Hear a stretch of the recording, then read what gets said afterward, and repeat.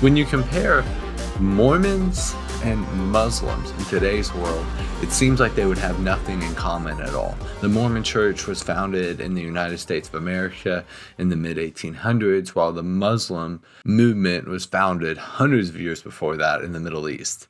So why am I making a video telling you they're similar? But what's surprising to me is how they were founded is almost the same story.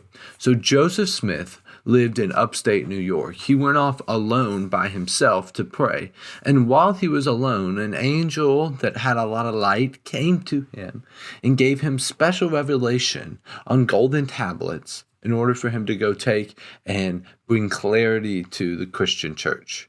While Muslims, their leader, Muhammad, was alone in a cave when an angel of light came to him and gave him new revelation like the prophets in the past, and this became the Quran.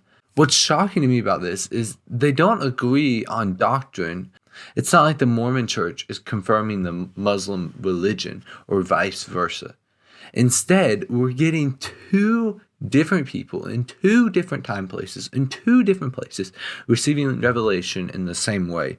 But Paul actually warns us about this in 2 Corinthians 11, Verse 14, and no wonder, for Satan himself masquerades as an angel of light. So if you took that verse and applied it to those two stories, both of the followers of those religions would claim that an angel of light came to give them new revelation. But earlier in the chapter, Paul says, you happily put up with whatever anyone tells you, even if they preach a different Jesus than the one we preached, or a different kind of spirit than the one you received, or a different kind of gospel than the one you believe. And what Paul is trying to warn us here is that, look, Satan's going to come. He's going to masquerade as something good. But then he's actually going to preach to you a different message than you received from God himself through the apostles. The message of Christianity is that no one's good but God.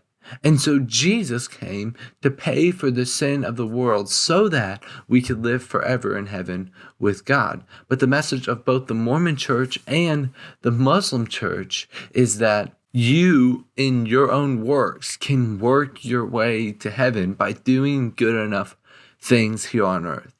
Here's the scary part of this message, is that Satan doesn't care if he sends you to hell from a church pew or a bar stool. I had someone push back on me in that metaphor once, and I'm not meaning that if you go sit on a bar stool, you're just going straight to hell. What I'm saying there is Satan doesn't care if he makes you feel safe inside of a religion that's based on your own works that will never be good enough to get to heaven, or if you become a raging alcoholic. Both of those people are heading to hell. So he presents all of these false religions and doctrines throughout history that have common threads through them. What amazes me is that, my grandmother would never become a Muslim. It just would go against everything in her being, how she was raised, her family raised her in the church.